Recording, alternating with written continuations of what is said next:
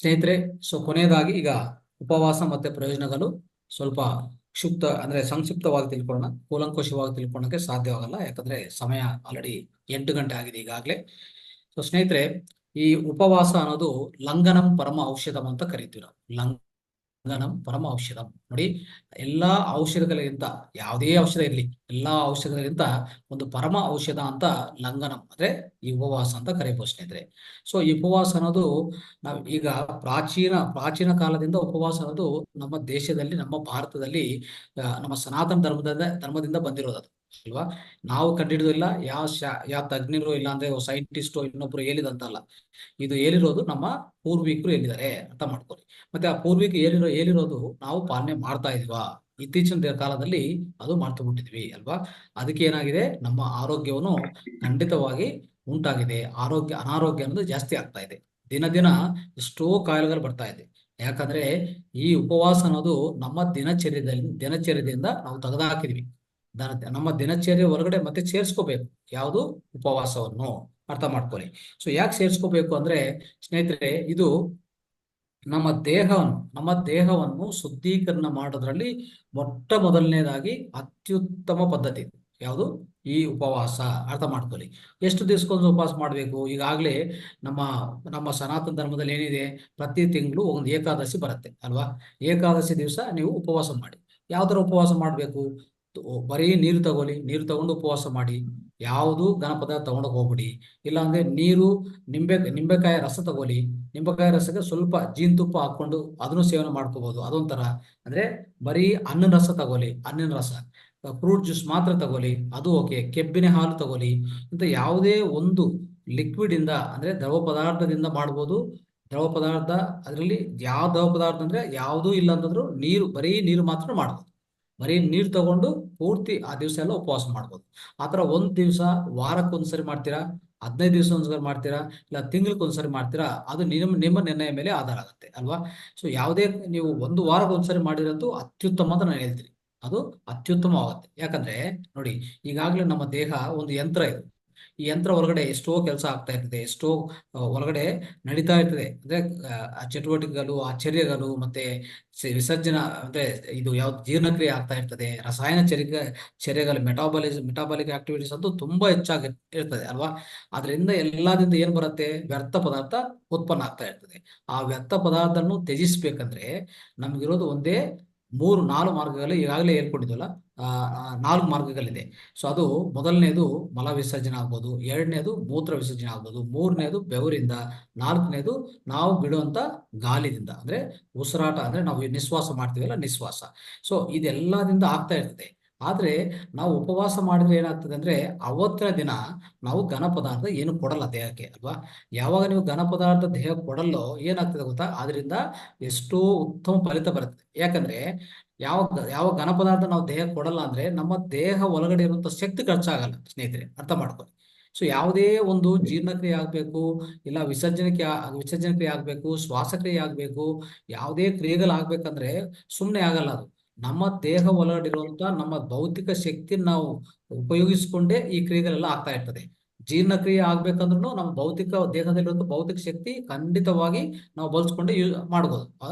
ಆವಾಗ ಯಾವಾಗ ನೀವು ಘನ ಪದಾರ್ಥ ದೇಹ ಕೊಡಲ್ಲೋ, ಈ ಜೀರ್ಣಕ್ರಿಯೆಗೆ ಬೇಕಾಗಿರುವಂತ ಖರ್ಚೆಲ್ಲ ನಾವು ಸಂಗ್ರಹಿಸ್ಕೊತೀವಿ, ಅದು ವ್ಯರ್ಥ ಆಗಲ್ಲ ಅಲ್ವಾ. ಅವಾಗ ಏನಾಗ್ತದೆ, ನಿಮ್ಮ ದೇಹ ಒಳಗಡೆ ರೋಗ ನಿರೋಧಕ ಶಕ್ತಿ ಹೆಚ್ಚಾಗ್ತದೆ ಸ್ನೇಹಿತರೆ.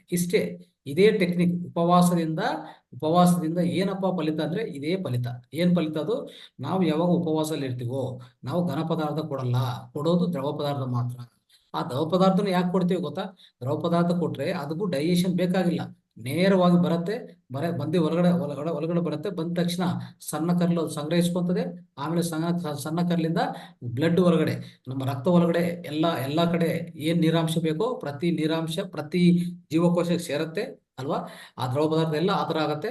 ಯಾವುದೇ ಸ್ವಲ್ಪ ಅದರಲ್ಲಿ ಏನಾದ್ರು ನಿಂಬೆಕಾಯಿ ಅದು ಇದು ಸ್ವಲ್ಪ ಇದ್ರೆ ಅದು ಸ್ವಲ್ಪ ಜೀರ್ಣ ಆಗುತ್ತೆ ಅಷ್ಟೇ. ಅದು ಬಿಟ್ಟು ಎಲ್ಲಾ ದ್ರವ ಪದಾರ್ಥನು ನೇರಾಗಿ ಬರೋದು ಬ್ಲಡ್ ಹೊರಗಡೆ ಮಿಕ್ಸ್ ಆಗೋದು. ಬ್ಲಡ್ ಅಂದ್ರೆ ನಮ್ಮ ರಕ್ತ ಒಳಗಡೆ ಅದು ಸಂಗ್ರಹಿಸ್ಕೊಂಡದು. ಸಂಗ್ರಹಿಸ್ಕೊಂತದೆ. ಮತ್ತೆ ಯಾವುದೇ ವ್ಯರ್ಥ, ಅದರಲ್ಲಿ ವ್ಯರ್ಥ ಏನಾದಿದ್ರೆ ಅದು ದೊಡ್ಡ ಕಲ್ಲು ಹೊರಗಡೆ ಸಂಗ್ರಹಿಸ್ಕೊಂತದೆ ಅಲ್ವಾ. ದೊಡ್ಡ ಕಲ್ಲು ಹೊರಗಡೆ ಸಂಗ್ರಹಿಸಿಕೊಂಡು ಯಾವುದೇ ಪೋಷಕಾಂಶಗಳೆಲ್ಲಾನು ನೀರು, ಆಕ್ಸಿಜನ್ ಅಂದ್ರೆ ಆಮ್ಲಜನಕ, ನೀರಾಂಶ, ಪೋಷಕಾಂಶಗಳೆಲ್ಲ ಸಂಗ್ರಹಿಸಿಕೊಳ್ಳೋದಲ್ಲಿ ಸಣ್ಣ ಕಲ್ಲಿಂದ ರಕ್ತ ಹೊರಗಡೆ, ರಕ್ತದಿಂದ ಎಲ್ಲಾ ಜೀವಕೋಶಗಳಿಗೂ ಸೇರ್ತಾ ಇರ್ತದೆ. ಇದು ಪದ್ಧತಿ ಅಲ್ವಾ. ಮತ್ತೆ ಯಾವುದೇ ವ್ಯರ್ಥ ಪದಾರ್ಥಗಳಿದ್ರೆ ನಾವು ತ್ಯಜಿಸಬೇಕಂತಿದ್ರೆ ಅದು ದೊಡ್ಡ ಕಲ್ಲು ಸಂಗ್ರಹಿಸ್ಕೊತದೆ. ಈ ಪದ್ಧತಿ ಎಲ್ಲ, ಈ ವಿಸರ್ಜನೆ ಪದ್ಧತಿ ಎಲ್ಲ ಈ ನಾವು ಯಾವಾಗ ಉಪವಾಸ ಇರ್ತೀವಿ ಸ್ನೇಹಿತರೆ, ಅದ್ಭುತವಾಗಿ ಆಗ್ತಾ ಇರ್ತದೆ. ಈ ವಿಸರ್ಜನೆ ಎಲ್ಲ ಅತಿ ಅದ್ಭುತವಾಗಿ ಆಗ್ತಾ ಇರ್ತದೆ. ಅವಾಗ ಯಾವುದೇ ನಿಮ್ಮ ದೇಹ ಒಳಗಡೆ ಇರುವಂತ ಎಲ್ಲ ತ್ಯಜಿಸ್ಬೇಕಂತ ಎಲ್ಲ ವಿಷ ಪದಾರ್ಥಗಳೆಲ್ಲ ನಿಮ್ಮ ದೇಹದಿಂದ ಆಚೆ ಕಡೆ ಹೋಗ್ತದೆ. ಮೂತ್ರದಿಂದ, ಮಲದಿಂದ, ಮತ್ತೆ ಬೆವರಿಂದ, ಮತ್ತೆ ಶ್ವಾಸದಿಂದ ಎಲ್ಲ ಆಚೆ ಕಡೆ ಹೋಗ್ತಾ ಇರ್ತದೆ ಈ ಉಪವಾಸದಿಂದ. ಸ್ನೇಹಿತರೆ, ಉಪವಾಸ ಇದ್ರೆ ಖಂಡಿತವಾಗಿ ಈಗ ಅಲ್ಲಿ ಹೇಳಿದ್ರಲ್ಲ, ಘನ ಪದಾರ್ಥ ಕೊಡಲ್ಲ, ದ್ರವ ಪದಾರ್ಥ ಕೊಡ್ತೀವಿ, ಒಳ್ಳೆ ವಿಸರ್ಜನೆ ಆಗ್ತಾ ಇದೆ. ಆ ಜೊತೆಗೆ ಯಾವುದು ಶಕ್ತಿ ಖರ್ಚಾಗ್ತಾ ಇಲ್ಲ, ಶಕ್ತಿ ನಾವು ಸಂಗ್ರಹಿಸ್ಕೊಂತಾ ಇದೀವಿ. ಅವಾಗ ನಿಮ್ಮ ರೋಗ ನಿರೋಧಕ ಶಕ್ತಿ ಹೆಚ್ಚಾಗ್ತಾ ಇದೆ. ಅವಾಗ ಯಾವುದೇ ರೋಗ ಬರಲ್ಲ, ಬಂದಿರೋ ರೋಗ ಎಲ್ಲ ಓಟೋಗ್ತದೆ. ಅದು ಮೊದಲನೇ. ಎರಡನೇದು ಏನಂದ್ರೆ ಸ್ನೇಹಿತರೆ, ಎರಡನೇ ಅತ್ಯುತ್ತಮ ಫಲಿತ ಏನು ಗೊತ್ತಾ, ನಾವು ಅಂದ್ರೆ ಈ ಕೊಬ್ಬಿನ ಜೀವಕೋಶಗಳು ಜಾಸ್ತಿ ಇರುತ್ತೆ. ಅಂದ್ರೆ ಕೊಬ್ಬಿನ ಅಂಶ, ಕೊಲೆಸ್ಟ್ರಾಲ್ ಆಗ್ಬೋದು, ಕೊಬ್ಬಿನ ಅಂಶ ಫ್ಯಾಟ್ ಆಗ್ಬೋದು. ಈ ಕೊಲೆಸ್ಟ್ರಾಲ್, ಫ್ಯಾಟ್, ಬ್ಯಾಡ್ ಕೊಲೆಸ್ಟ್ರಾಲ್, ಈ ಕೊಬ್ಬಿನ ಅಂಶ ಎಲ್ಲಾನು ಏನಾಗ್ತದೆ, ಕರಗ್ತಾ ಹೋಗ್ತದೆ ಸ್ನೇಹಿತರೆ ಯಾವಾಗ ಉಪವಾಸ ಇದ್ರೆ. ಇದೊಂದು ಒಳ್ಳೆ ಪ್ರಕ್ರಿಯೆ. ಈಗಾಗಲೇ ಈ ಉಪವಾಸಕ್ಕೋಸ್ಕರನೇ ಏನಾಗಿದೆ, ಒಂದು ನೊಬೆಲ್ ಪ್ರೈಸ್ ಕೊಟ್ಟಿದ್ದಾರೆ. ಯಾವಾಗ 2016ರಲ್ಲಿ ಒಂದು ಜರ್ಮನ್ ಸೈಂಟಿಸ್ಟ್ಗೆ ಒಂದು ದೊಡ್ಡ ನೊಬೆಲ್ ಪ್ರೈಸ್ ಕೊಟ್ಟಿದ್ದಾರೆ. ಕೊಟ್ಟಿದ್ದಾರೆ ಅಂದ್ರೆ ಸ್ನೇಹಿತರೆ, ಅವ್ರು ಏನ್ ಮಾಡಿದ್ರು ಗೊತ್ತಾ, ಉಪವಾಸನ ಕಂಡುಹಿಡಿದ್ದಾರೆ. ಉಪವಾಸ ಅಂದ್ರೆ ಏನು, ಉಪವಾಸ ಫಲಿತಗಳೇನು, ಉಪವಾಸದಿಂದ ಕ್ಯಾನ್ಸರ್ ಯಾವ ತರ ಗುಣ ಆಗತ್ತೆ, ಕ್ಯಾನ್ಸರ್ ಬರೋದೇ ಇಲ್ಲ ದೇಹಕ್ಕೆ ಅಂತ ಅವರು ಕಂಡುಹಿಡಿದು ಒಂದು ಒಂದು ಪೇಪರ್ ಸಬ್ಮಿಟ್ ಮಾಡಿದ್ದಾರೆ, ಒಂದು ಪತ್ರ ಸಬ್ಮಿಟ್ ಮಾಡಿದ್ದಾರೆ. ಅವಾಗ ಈ ನೊಬೆಲ್ ಕಮಿಟಿ ಏನ್ ಮಾಡಿದೆ, ಅವ್ರಿಗೆ ನೊಬೆಲ್ ಪ್ರೈಸ್ ಕೊಟ್ಟಿದೆ. ಅರ್ಥ ಮಾಡ್ಕೊಳ್ಳಿ ಎಷ್ಟು ಮಹತ್ವ ಇರುವಂತ ಈ ಉಪವಾಸ ನಾವು ಕಲ್ಕೊಂಡಿದೀವಿ, ನಾವು ಮರೆತು ಬಿಟ್ಟಿದೀವಿ. ಆದ್ರೆ ಬೇರೆ ದೇಶಗಳೆಲ್ಲ ಅವ್ರು ಅದರ ಮೇಲೆ ಸಂಶೋಧನೆ ನಡೆಸಿದಾರೆ ಅಂದ್ರೆ ಅರ್ಥ ಮಾಡ್ಕೊಳ್ಳಿ ಎಷ್ಟು ಮಹತ್ವ ಅಂತ ಇದ್ರಲ್ಲಿ ಇದೆಯೋ ಅಲ್ವಾ. ಅದಕ್ಕೋಸ್ಕರ ದಯವಿಟ್ಟು ಇವಾಗಿಂದ, ಈ ಕ್ಲಾಸಿಂದ ನೀವು ಯಾರ್ಯಾರು ಉಪವಾಸ ಮಾಡ್ತಾ ಇಲ್ಲ ಅಂದ್ರೆ ಖಂಡಿತವಾಗಿ ಉಪವಾಸ ಮಾಡ್ತಾ ಹೋಗಿ. ಒಂದು ವಾರಕ್ಕೆ ಒಂದು ದಿವಸ ಮಾಡಿ ಅಲ್ಲ. ಯಾವ್ದ್ರ ಮೇಲೆ ಮಾಡ್ಬೇಕು, ಯಾವ್ದು ತಗೊಂಡು ನಾವು ಮಾಡ್ಬೇಕು, ಈಗಾಗಲೇ ಹೇಳಿದ್ದೀನಿ ನಾನು. ಬರೇ ನೀರು ತಗೊಂತೀರಾ, ಇಲ್ಲ ನೀರು ಪ್ಲಸ್ ನಿಂಬಿನ ರಸ ತಗೊಂತೀರಾ, ಇಲ್ಲ ನಿಂಬಿನ ರಸ ಜೊತೆಗೆ ಒಂದು ಸ್ವಲ್ಪ ಶಕ್ತಿ ಹೆಚ್ಚು ನಾವು ಸ್ವಲ್ಪ ಶಕ್ತಿ ವಿಹೀನ ಆಗ್ತಾ ಇದೆ, ಶಕ್ತಿ ಅನಿಸ್ತಾ ಇಲ್ಲ ಅಂದ್ರೆ ಸ್ವಲ್ಪ ಜೇನುತುಪ್ಪ ಹಾಕ್ಕೊರಿ ಅಲ್ವಾ, ಅದು ಮಾಡ್ಕೊರಿ. ಇಲ್ಲ ಹಣ್ಣಿನ ರಸ ತಗೋರಿ, ನಾವು ಶಕ್ತಿ ಸಾಕಾಗ್ತಾ ಇಲ್ಲ ಅಂದ್ರೆ ಎಲ್ಲ ಪಕ್ಕಿಟ್ಬಿಟ್ಟು ಹಣ್ಣಿನ ರಸ ಅಂದ್ರೆ ಫ್ರೂಟ್ ಜ್ಯೂಸ್ ತಗೊಳ್ಳಿ. ಇಲ್ಲ ಇದಿಲ್ಲ ಅಂದ್ರೆ ಏನ್ ಮಾಡ್ಬೇಕು, ಅದು ಇಲ್ಲ ಅಂದ್ರೆ ಕಬ್ಬಿನ ಹಾಲು ತಗೊಳ್ಳಿ, ಶುಗರ್ ಕೇನ್ ಜ್ಯೂಸ್ ತಗೊಳ್ಳಿ. ಸೊ ಈ ತರ ತಗೊಂಡು ಯಾವುದೇ ಒಂದು ದಿವಸ, ವಾರಕ್ಕೆ ಒಂದು ದಿವಸ ಖಂಡಿತವಾಗಿ ಮಾಡಿ. ಅದೇ ಇಲ್ಲ ಅಂದ್ರೆ ಏಕಾದಶಿ ದಿವಸ ಕಡ್ಡಾಯವಾಗಿ ಮಾಡಿ. ಸೊ ಈ ತರ ಮಾಡ್ಕೊಂತ ಹೋಗಿ ಸ್ನೇಹಿತರೆ. ಇನ್ನೊಂದಿದೆ, ಮಧ್ಯಂತರ ಉಪವಾಸ ಇದೆ. ಅದು ಸ್ವಲ್ಪ ನಾನು ಹೇಳ್ಕೊಡಕ್ಕೆ ಪ್ರಯತ್ನ ಮಾಡ್ತೀನಿ ಸ್ನೇಹಿತರೆ. ಮಧ್ಯಂತರ ಉಪವಾಸ ಯಾವ ತರ ಕೆಲಸ ಆಗ್ತದೆ ಅಂದ್ರೆ, ಅದು ಪ್ರತಿಯೊಂದು ದಿವಸ ಮಾಡ್ಬೋದು. ಯಾವ ತರ, ಒಂದ್ ದಿವಸ ಈ ದಿವಸ ನಾವು ಸಾಯಂಕಾಲ ಊಟ ಒಂದು 6 ಗಂಟೆ 7 ಗಂಟೆಗೆ ತಿಂದ್ವಿ ಅಂತ ಇಟ್ಕೊಳ್ಳಿ, ಅಲ್ಲಿಗೆ ಮುಗಿಸ್ಬೇಕಾಗತ್ತೆ. ಅದಾದ್ಮೇಲೆ ಮಲ್ಕೊಂಡೋಗ್ ಮುಂಚೆ ಒಂದು ಉಗುರು ನೀರು ಕುಡಿದು ಆಮೇಲೆ ಮಲ್ಕೋಬೇಕು. ಬೆಳಗ್ಗೆ ಏನ್ ಮಾಡ್ತೀವಿ, ಬೆಳಗ್ಗೆ ಎದ್ದ ತಕ್ಷಣ ಖಂಡಿತವಾಗಿ ನಮ್ಗೆ ಒಳ್ಳೆ ವಿಸರ್ಜನೆ ಕ್ರಿಯೆ ಆಗ್ತದೆ ಅಲ್ವಾ. ವಿಸರ್ಜನೆ ಮಲ ಎಲ್ಲ ಆಚೆ ಕಡೆ ಹೋಗ್ತದೆ. ಆದ್ರೆ ಮರನೇ ದಿವಸ ಬೆಳಗ್ಗೆ 5 ಗಂಟೆ 6 ಗಂಟೆಗೆ ಎದ್ದಿ ಅಂತ ಇಟ್ಕೊಳ್ಳಿ. ಆವಾಗ ಬೇಕಂದ್ರೆ 1 ಲೀಟರ್ ಉಗುರು ನೀರು ಕುಡಿದ್ರೆ ತುಂಬಾ ಒಳ್ಳೆಯದು, ವಿಸರ್ಜನೆ ತುಂಬಾ ಚೆನ್ನಾಗಾಗ್ತದೆ. ಅದು ನೀವು ಕುಡ್ದಿಲ್ಲ ಅಂದ್ರೂ ಪರವಾಗಿಲ್ಲ, ಬಟ್ ಮುಂದಿನ ದಿವಸ ನಾವು ತಗೊಂಡಿರುವಂತ ಆಹಾರ ಪದಾರ್ಥಗಳು ಏನೋ ನೋಡ್ಕೊಂಡು ಅದು ಗಮನ ಕೊಡ್ಬೇಕು. ಅಲ್ಲಿ ಏನಾದ್ರೂ ನಾವು ಒಳ್ಳೆ ತರಕಾರಿಗಳು, ಹಣ್ಣುಗಳು ಅಂದ್ರೆ ಬಯಸಿದ ಆಹಾರ ಕಡಿಮೆ ಮಾಡಿ ಈ ನ್ಯಾಚುರಲ್ ಫುಡ್ ಜಾಸ್ತಿ ತಗೊಂಡಿದ್ರೆ ನಿಮ್ಗೆ ಮರನೇ ದಿವಸ ನೀವು ನೀರು ಕುಡಿಯೋದು ಬೇಕಾಗಿಲ್ಲ. ವಿಸರ್ಜನೆ ತನ್ನಂತ ಅದೇ ವೆರಿ ಶೀಘ್ರವಾಗಿ ನೀಟಾಗಿ ಆಗ್ತದೆ, ಸ್ವಚ್ಛಗೊಳಿಸ್ಕೊಂತದೆ. ಅರ್ಥ ಮಾಡ್ಕೊಳ್ಳಿ. ಸೊ ಆತರ ಆದ್ರೆ ಅವಾಗ ಯಾವುದು ನೀರು ಬೇಕಾಗಿಲ್ಲ, ನಿಮ್ಮ ವಿಸರ್ಜನೆ ಚೆನ್ನಾಗಿ ಆಗ್ತಾ ಇದೆ ಅಂದ್ರೆ ಅವಾಗ ಏನ್ ಮಾಡ್ಬೇಕು, ನೀರು ಕುಡಿಯಬಾರ್ದು. ಅದೇ ತರ 5 ಗಂಟೆಗೆ ಎದ್ದಿದ್ರು ಅವಾಗ ಅಲ್ಲಿಂದ ಒಂದು 10 ಗಂಟೆವರೆಗೂ ಈ ಉಪವಾಸ, ಈ ಟೈಮಲ್ಲಿ ಯಾವುದೇ ನೀರು ಕುಡಿಯಲ್ಲ, ಯಾವುದೇ ಘನ ಪದಾರ್ಥ ತಗೊಂಡಿಲ್ಲ, ಯಾವುದೇ ತಿಂಡಿ ತಗೊಂಡಿಲ್ಲ, ಏನೇ ಮಾಡಿಲ್ಲ ಅಂದ್ರೆ ಈ ಸಮಯನ ಏನ್ ಹೇಳ್ತೀವಿ ಅಂದ್ರೆ ನಾವು ಮಧ್ಯಂತರ ಉಪವಾಸ ಅಂತ ಹೇಳ್ತೀವಿ ಸ್ನೇಹಿತರೆ. ಮುಂದಿನ ದಿವಸ 7 ಗಂಟೆಗೆ ಶುರುವಾಗಿ ನೆಕ್ಸ್ಟ್ ಮರನೇ ದಿವಸ 10 ಗಂಟೆವರೆಗೂ ಹೋಗಿದೆ ಅಲ್ವಾ. ಈ 10 ಗಂಟೆಗೆ ಹೋಗಿದೆ ಅಂದ್ರೆ ಸುಮಾರು ಹೇಳ್ಬೇಕಂದ್ರೆ ಒಂದು 13 ಗಂಟೆ ಅಲ್ವಾ, 13 ಗಂಟೆ 15 ಗಂಟೆ ಉಪವಾಸ ಆಗಿದೆ. ಇದೇ ನಾವು ಮಧ್ಯಂತರ ಉಪವಾಸ ಅಂತ ಕರಿತೀವಿ ಸ್ನೇಹಿತರೆ. ಅಂದ್ರೆ ಬೆಳಗ್ಗೆ ನಾವು ನೀರು ಕುಡಿದಿಲ್ಲ ಅಂದ್ರೆ ಏನಾಗುತ್ತೆ ಅಂದ್ರೆ ಗಾಳಿ ಉಪವಾಸ ಅಂತ, ಏರ್ ಫಾಸ್ಟಿಂಗ್ ಅಂತ ಕರಿತೀವಿ. ಇದು ಎಲ್ಲ ಎರಡೂ ಒಂದೇ. ನೀವು ಏರ್ ಫಾಸ್ಟಿಂಗ್ ಅನ್ನ ಮಾಡಿ, ನಿಮ್ಗೆ ಅನುಕೂಲ ಆಗ್ತಾ ಇಲ್ಲ ಅಂದ್ರೆ ದ್ರವ ಪದಾರ್ಥ ನೀರು ಕುಡಿ ಬೆಳಗ್ಗೆ, ಸೊ ಅದನ್ನು ತೊಂದರೆ ಇಲ್ಲ. ಆದ್ರೆ ನೀವು ಯಾವುದು ಘನ ಪದಾರ್ಥ ಮರನೇ ದಿವಸ 10 ಗಂಟೆವರೆಗೆ ಯಾವುದು ತಗೊಂಡಿಲ್ಲ ಅಂದ್ರೆ ಇದು ನಾವೇನ್ ಹೇಳ್ತಾ ಅಂತಂದ್ರೆ ಇದು ಮಧ್ಯಂತರ ಉಪವಾಸ ಆಗಿರ್ತದೆ, ಇಂಟರ್ಮಿಟೆಂಟ್ ಫಾಸ್ಟಿಂಗ್ ಅಂತ ಕರಿತೀವಿ ಸ್ನೇಹಿತರೆ. ಇದರಿಂದ ಅತ್ಯುತ್ತಮ ಫಲಿತಗಳು ಬರುತ್ತೆ. ಎಷ್ಟು ಉತ್ತಮ ಫಲಿತ ಅಂದ್ರೆ, ಯಾರೇ ತೂಕ ನಷ್ಟ ಆಗ್ಬೇಕು, ಮತ್ತೆ ರಕ್ತ ರಕ್ತ ರಕ್ತ ಪ್ರಸಾರ ನಮ್ಮ ದೇಹದಲ್ಲಿ ಚೆನ್ನಾಗಿ ಆಗ್ಬೇಕು, ನಾವು ಒಳಗಡೆ ಇರುವಂತ ಎಲ್ಲಾ ಟಾಕ್ಸಿನ್ಗಳು ನಾವು ಕರಗಿಸ್ಬೇಕು. ಮತ್ತೆ ನೋಡಿ, ವಾಕಿಂಗ್ ಮಾಡಿ ಮಾಡಿ ಏನ್ ಮಾಡ್ತೀವಿ, ನಮ್ಮ ಒಳಗಡೆ ಕೊಬ್ಬು ಅಂಶ ಕರಗಿಸ್ತಾ ಇರ್ತೀವಲ್ಲ, ಮತ್ತೆ ಉಪವಾಸ ಮಾಡಿದ್ರೆ ತಾನಂತ ಅದೇ ಕರ್ಗೋಗ್ತದೆ ಅಲ್ವಾ. ಯಾಕೆ ಕರ್ಗೋಗುತ್ತಂದ್ರೆ ಇದೊಂದು ಮತ್ತೆ ಇನ್ನೊಂದು ಅಂಶ ಇಲ್ಲಿ ನೀವು ತಿಳ್ಕೊಬೇಕಾದ ಒಂದು ಟೆಕ್ನಿಕ್ ಇದೆ. ಬಾಡಿ ಏನ್ ಮಾಡ್ತದೆ ಅಂದ್ರೆ, ದೇಹ ಏನ್ ಮಾಡುತ್ತೆ ಗೊತ್ತಾ, ಈ ಉಪವಾಸದಲ್ಲಿ ಇರುವಾಗ ಏನ್ ಮಾಡ್ತದೆ, ಈ ಕೊಬ್ಬಿನ ಅಂಶ ಎಷ್ಟು ಹೆಚ್ಚಾಗಿದೆಯಲ್ಲ ನಮ್ಮ ದೇಹದಲ್ಲಿ, ಅದನ್ನು ಕರಗಿಸ್ಕೊಂಡು ಅದನ್ನು ಮತ್ತೆ ತಿರ್ಗಾ ಗ್ಲೂಕೋಸ್ ಆಗಿ ಕನ್ವರ್ಷನ್, ಗ್ಲೂಕೋಸ್ ಆಗಿ ಮತ್ತೆ ಪರಿವರ್ತನೆಗೊಳಿಸ್ಕೊಂಡು ಅದನ್ನ ತಾನಂತ ಅದೇ ಯೂಸ್ ಮಾಡ್ಕೊಂತ ಹೋಗ್ತದೆ ದೇಹಕ್ಕೆ ಬೇರೆ ಬೇರೆ ಚೆರೆಗಳಿಗೆಲ್ಲ. ನಿಮ್ಮ ಮೆದುಳು ಕೆಲಸ ಮಾಡ್ತಾ ಇದೆ, ನಿಮ್ಮ ಹಾರ್ಟು ಅಂದ್ರೆ ಹೃದಯ ಕೆಲಸ ಮಾಡ್ತಾ ಇದೆ, ಎಲ್ಲ ಕೆಲಸ ಮಾಡ್ತಾ ಇದೆಲ್ಲ ಅಂಗಗಳು ಅಂದ್ರೆ ಒಳಗಡೆ ಜೀರ್ಣ ವ್ಯವಸ್ಥೆ ಮತ್ತೆ ವಿಸರ್ಜನೆ ವ್ಯವಸ್ಥೆ ಏನ್ ಕೆಲಸ ಜಾಸ್ತಿ ಇಲ್ಲ, ಅದು ಕೆಲಸ ಕಡಿಮೆ ಇದೆ ಅಲ್ವಾ. ಆದ್ರೆ ಬೇರೆ ಅವಯವಗಳೆಲ್ಲ ಕೆಲಸ ಮಾಡ್ತಾ, ಅದಕ್ಕೆಲ್ಲ ಏನ್ ಬೇಕು ನಿಮ್ಗೆ, ಒಂದು ಶಕ್ತಿ ಬೇಕಲ್ಲ, ಭೌತಿಕ ಶಕ್ತಿ ಬೇಕಾಗತ್ತಲ್ಲ. ಆ ಭೌತಿಕ ಶಕ್ತಿ ಎಲ್ಲಿಂದ ಬರ್ತದೆ ಈ ಉಪವಾಸದ ಟೈಮ್ ಅಂದ್ರೆ, ಆಲ್ರೆಡಿ ನಿಮ್ಮ ಒಳಗಡೆ ಇರುವಂತ ಕೊಬ್ಬಿನಾಂಶ ಏನಿದೆಯೋ, ಫ್ಯಾಟ್ ಸೆಲ್ಸು ಇಲ್ಲ ಕೊಲೆಸ್ಟ್ರಾಲ್ ಏನಿದೆಯೋ ಅದೆಲ್ಲ ಕರಗಿಸ್ತದೆ. ಕರಗಿಸಿ ತಿರ್ಗಾ ಅದನ್ನು ಗ್ಲೂಕೋಸ್ ಆಗಿ ಪರಿವರ್ತನೆಗೊಳಿಸ್ಕೊಂಡು ಅದನ್ನೇ ದೇಹ ಯೂಸ್ ಮಾಡ್ಕೊಂತ ಹೋಗ್ತದೆ. ಅದೇ ಉಪವಾಸ ಪ್ರಕ್ರಿಯೆ, ಅರ್ಥ ಮಾಡ್ಕೊಳ್ಳಿ. ನೋಡಿ ಎಷ್ಟು ಅದ್ಭುತವಾಗಿದೆಯೋ ಇದು. ದೇಹಕ್ಕೆ ಎಷ್ಟು ಅದ್ಭುತವಾದ ಶಕ್ತಿ ಇದೆ, ಅದ್ಭುತವಾದ ಒಂದು ಇಂಟೆಲಿಜೆನ್ಸ್ ಇದೆ ದೇಹಕ್ಕೆ, ಅದು ಅರ್ಥ ಮಾಡ್ಕೊಳ್ಳಿ. ಸೊ ಅದಕ್ಕೋಸ್ಕರ ಸ್ನೇಹಿತರೆ, ಉಪವಾಸ ಅನ್ನೋ ಸಮಯ ಖಂಡಿತ ದಯವಿಟ್ಟು ನಿಮ್ಮ ದೇಹಕ್ಕೆ ಕೊಡಿ, ನಿಮ್ಮ ಜೀವನಕ್ಕೆ ಕೊಡಿ. ಖಂಡಿತವಾಗಿ ಆ ಉಪವಾಸ ಟೈಮಲ್ಲಿ ಇಷ್ಟು ಅದ್ಭುತವಾದ ಫಲಿತಾಂಶ ನೀವು ನೋಡ್ಬೋದು. ಅದೇ ನಾನು ಈಗಾಗಲೇ ಹೇಳಿದ್ದೀನಿ ಮಧ್ಯಂತರ ಉಪವಾಸ ಅಂತ.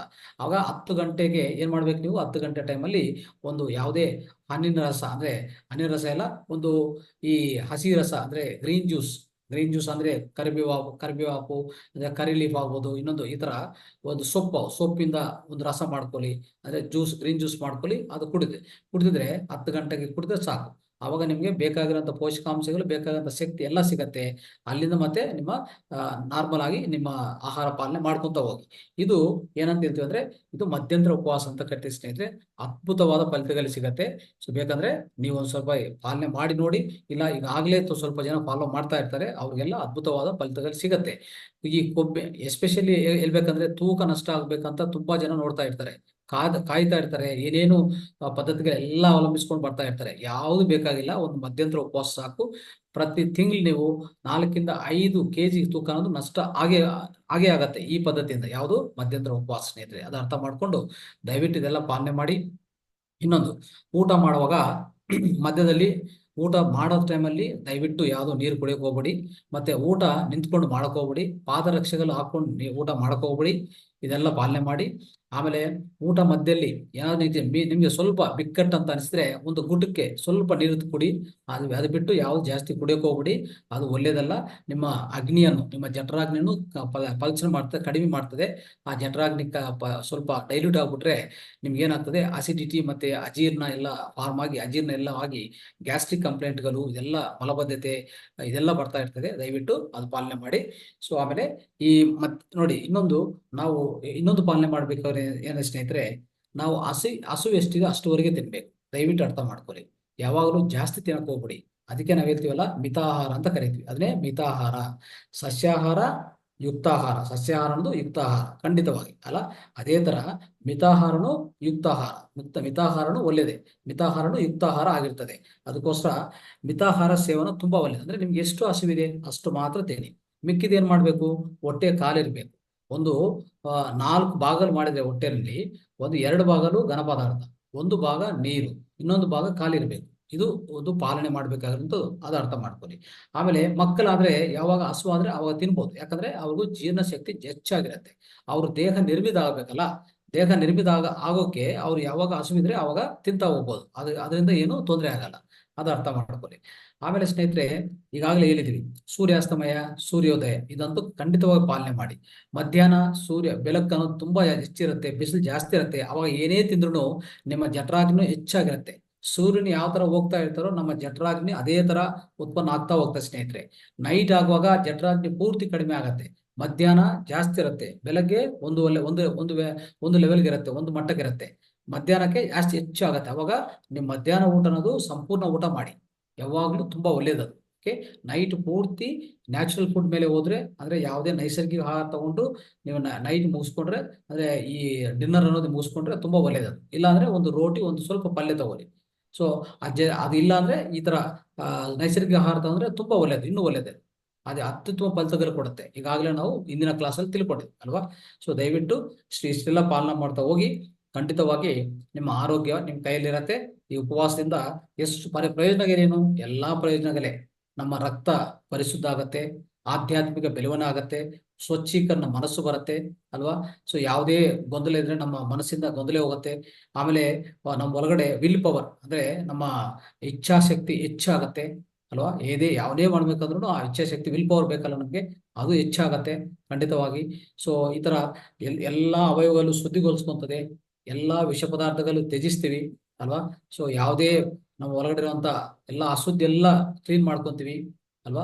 ಮತ್ತೆ ತೂಕ ನಷ್ಟ ಖಂಡಿತವಾಗತ್ತೆ. ಈ ತರ ನೋಡ್ತಾ ಹೋದ್ರೆ ಒಂದು ಎರಡೆಲ್ಲ ಸ್ನೇಹಿತರೆ, ಎಷ್ಟೋ ಫಲಿತಗಳು ಯಾವ್ದಿಂದ ಈ ಎಸ್ಪೆಷಲಿ ಸ್ನೇಹಿತರೆ, ಯಾರೇ ಈ ಕ್ಯಾನ್ಸರ್ ಅಂತ ಬಾಧೆ ತಗೋತಾ ಇರ್ತಾರೆ, ಕ್ಯಾನ್ಸರ್ ಇಂದ ಈಗಾಗಲೇ ನೋವು ಅನುಭವಿಸ್ತಾ ಇರ್ತಾರೆ ಅಲ್ವಾ. ಅವ್ರಿಗೆಲ್ಲಾನು ಕ್ಯಾನ್ಸರ್ ಸೆಲ್ ಸಮೇತ ಸ್ವಚ್ಛಗೊಳಿಸ್ಕೊಂತ ಹೋಗ್ತದೆ ದೇಹ. ಯಾವ್ದಿಂದ? ಉಪವಾಸದಿಂದ. ಉಪವಾಸದಿಂದ ಕ್ಯಾನ್ಸರ್ ಸೆಲ್ಸು ಮುಂದಿನ ದಿವಸದಲ್ಲಿ ಬರಲ್ಲ, ಯಾವುದೇ ಬರಲ್ಲ. ಮತ್ತೆ ಇದ್ರೂ ಅದು ಸ್ವಚ್ಛಗೊಳಿಸ್ಕೊಂತ ಹೋಗ್ತದೆ. ಅದಕ್ಕೋಸ್ಕರ ಅವ್ರೂ ಸಹ ಸ್ವಲ್ಪ ಈ ಉಪವಾಸನ ಪಾಲನೆ ಮಾಡಕ್ಕೆ ಪ್ರಯತ್ನ ಮಾಡಿ. ಖಂಡಿತವಾಗಿ ನಿಮ್ಗೆ ಅತ್ಯದ್ಭುತ ಫಲಿತಗಳು ಖಂಡಿತವಾಗಿ ಸಿಗತ್ತೆ. ಯಾವುದರಿಂದ? ಉಪವಾಸದಿಂದ. ಯಾವುದೇ ರೋಗ ಇದ್ರೂ ಹೋಗ್ತದೆ, ಮುಂದಿನ ದಿವಸದಲ್ಲಿ ರೋಗ ಬರಲ್ಲ. ಅತಿ ಹೆಚ್ಚು ರೋಗ ನಿರೋಧಕ ಶಕ್ತಿ ನಿಮ್ಮ ಹೊರಗಡೆ ತಂದುಕೊಡ್ತದೆ ಸ್ನೇಹಿತರೆ, ಯಾವುದು? ಉಪವಾಸ. ಆ ರೋಗ ನಿರೋಧಕ ಶಕ್ತಿ ಒಂದು ಸಾಕು. ನಮ್ಮ ಯಾವುದೇ ರೋಗನ ಎದುರಿಸಬೇಕು ಅಂತಂದ್ರೆ ಆ ಶಕ್ತಿ ನಮ್ಮ ಒಳಗಡೆ ಇರಬೇಕು. ಅವಾಗ ಯಾವ ರೋಗಲ್ಲಿ ನಿಮ್ ದೇಹಕ್ಕೆ ಬರಲ್ಲ ಅಂತ. ಸೊ ಇಷ್ಟೆಲ್ಲ ನಾನು ತಿಳುವಳಿಕೆ ಕೊಡ್ತಾ, ಸೊ ಇಂದಿನ ಕಾರ್ಯಕ್ರಮನು ಈ ಮನೆ ಮದ್ದು ಕಾರ್ಯಕ್ರಮ ಸಹ, ಸೊ ಇಂದಿನ ಕಾರ್ಯಕ್ರಮ ಪೂರ್ತಿ ಮುಕ್ತಾಯ ಮಾಡಕ್ಕೆ ಪ್ರಯತ್ನ ಮಾಡೋಣ ಸ್ನೇಹಿತರೆ. ನಮ್ಗೆಲ್ಲರಿಗೂ ಕೇಳಿಸ್ಕೊಂಡಿದ್ದಕ್ಕೂ ಸೊ ಧನ್ಯವಾದಗಳು.